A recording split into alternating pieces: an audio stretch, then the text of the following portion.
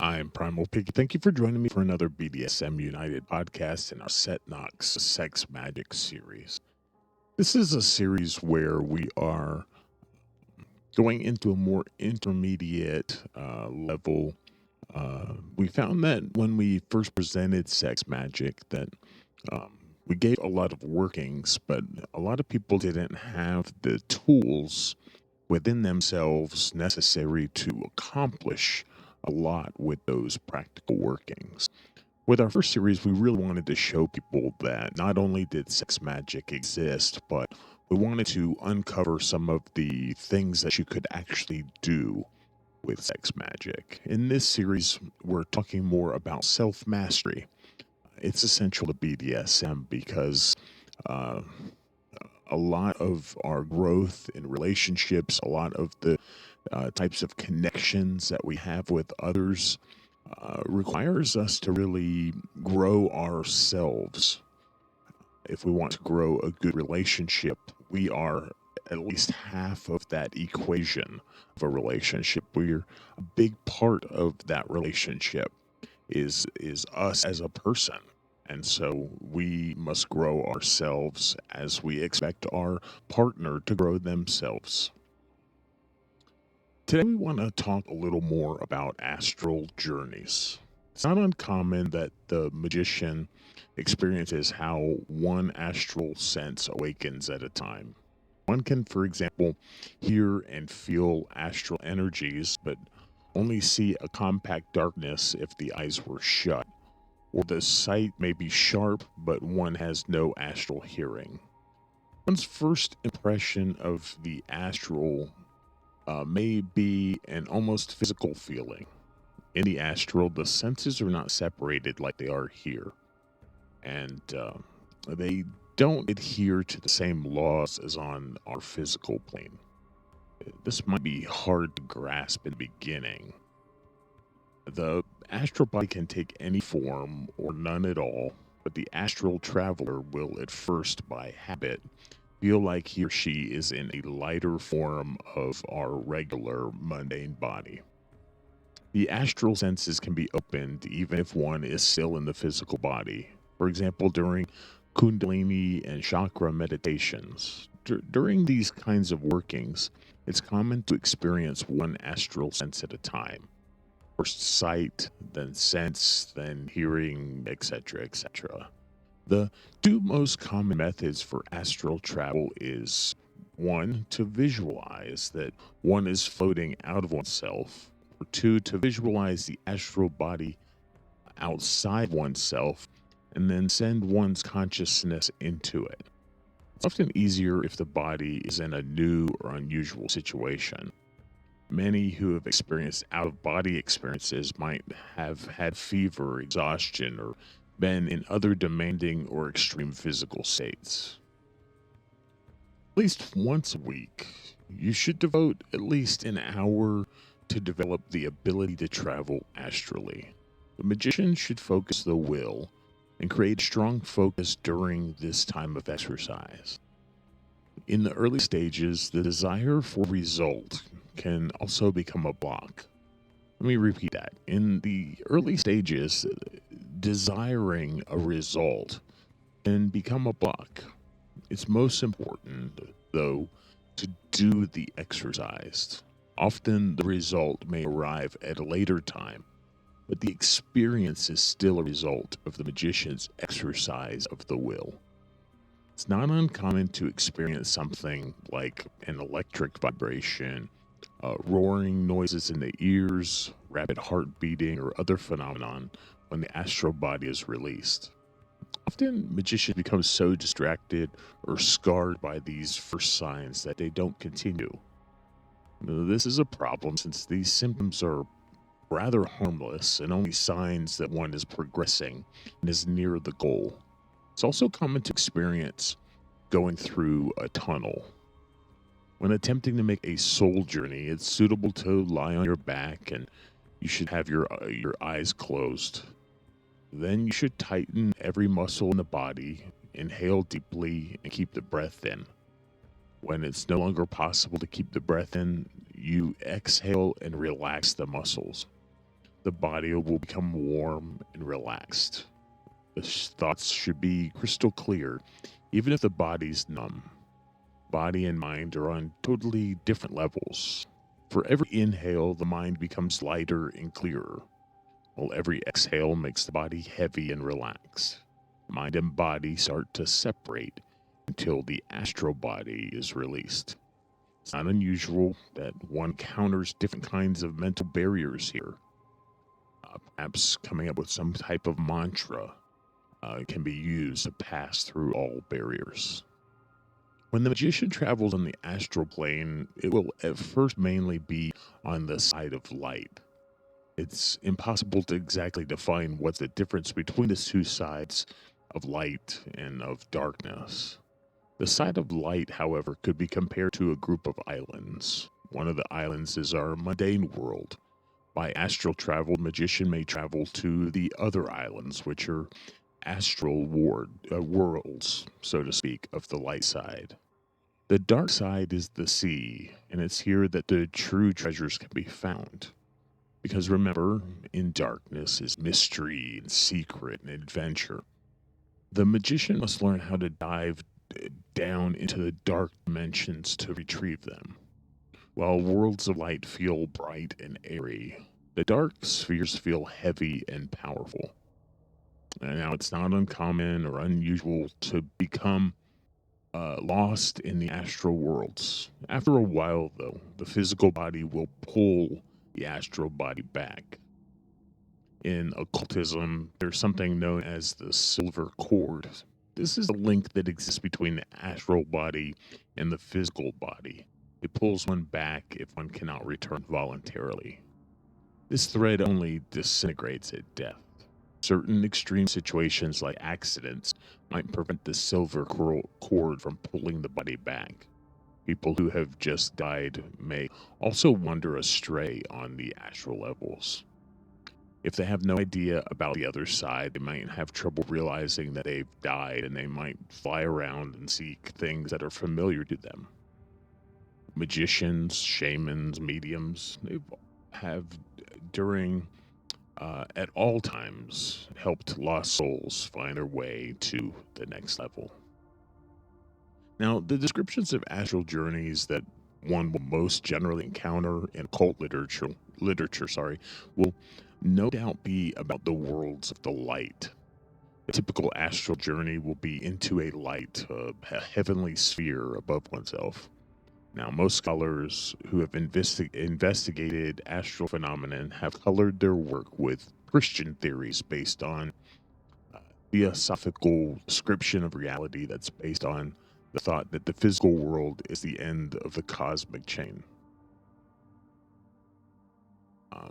The counterpart is a light, bright world of ideas that's characterized by unity and mental clarity.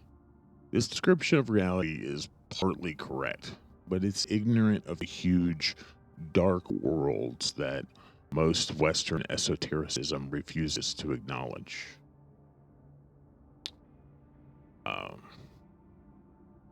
According to Christian philosophy, there's no, according to our philosophy, there really is no objective hell, no personal Satan. But it's the absence of the heavenly good and God that causes this world to resemble hell.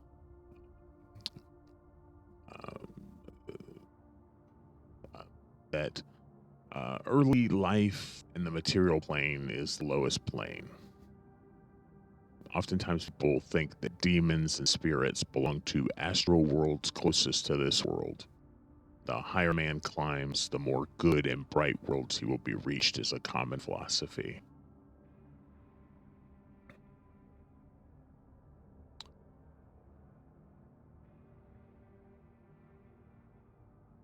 So,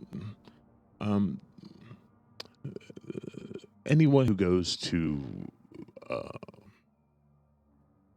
a darker place, into the darkness, into the sea, into the place of mystery, into what is veiled, That kind of magician must have a good knowledge about both the worlds of light and the dark. But it's the dark worlds that the magician's individual divine existence can be reached.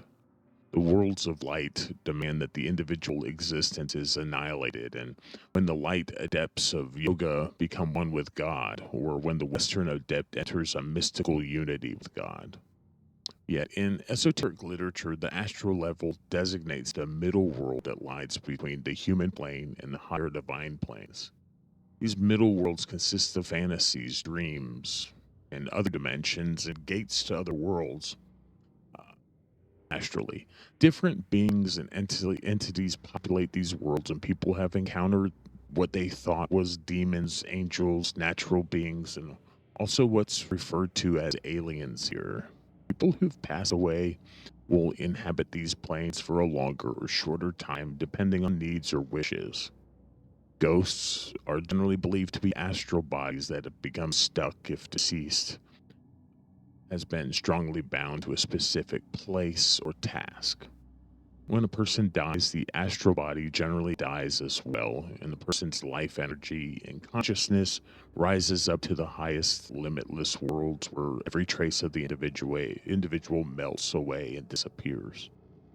After being left behind, the astral body generally sinks down into the dark astral worlds where it'll live on as an empty shell or a character without content. Among individuals who have used a large amount of energy to keep up their outer appearances, their shell can live on as a vampire type of being that keeps its appearance by sucking energy from others, like an energy vampire is what we mean. But according to alchemy and the dark mysteries, the character and the spirit can live on through the keys that exist. Uh, the dark parts of the astral plane are also where man's shadow can be found. This shadow is the counterpart and the twin of the astral body. Most people fear their shadow and project all negative feelings onto it. But for the magician, the shadow becomes an ally that assists the magician during the initiatory process. This is often referred to in like Wicca and witchcraft as shadow work. But really, the while you can do a certain sense of shadow work, just coming to terms with the more negative or deviant parts of yourself, you can do a lot deeper shadow work astrally. During journeys to dark worlds, the magician meets the shadow, and it helps the magician to explore the darkest corners of the dark realms. During higher levels of initiation, the magician is united with the shadow. In the dark world, there are also totem animals that the magician can contact uh, and be related to. During shamanic underworld journeys, the shaman meets the totems, the parts of the astral worlds where one can encounter ancestors, totems, and the dead. Are these dark astral worlds closer to this world? The further away and down one travels into the depths of this sea, the more abstract and grotesque experiences will often become.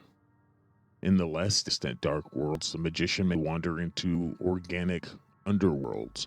But in more distant dark worlds, gates will open beyond time and space, leading to the black limitlessness of chaos.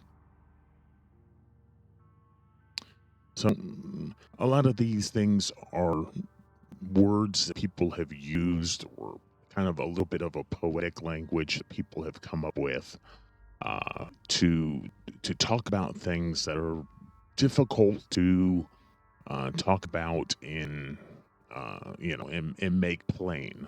So we're using, when we're talking about underworlds and totems and things, a lot of these things are more poetic, more symbolic in nature. A way to describe a realm and a place and a journey that is more dreamlike, this astral world. It's important to point out, though, as we wrap up this episode, that astral journeys may take some time to achieve. As we have previously mentioned, the results may arrive when you least expect it. The result will appear because of the workings of the magician, though. If one actively works towards achieving an out of body experience or an astral journey, the chances increase drastically.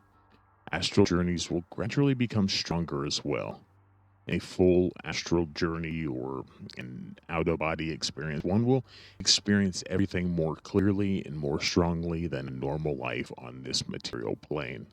Some astral journeys might be vague and or be reminiscent of dreams or fantasies. They still have a good magical value, since they, in any case, provide a view into hidden aspects of you, the magician's experience. I'm Primal Piggy. Thank you for joining me today for this BDSM United podcast. It was a bit different, possibly, than you might have expected or might have heard elsewhere. A lot of people don't talk frankly, about astral projection, astral journeys.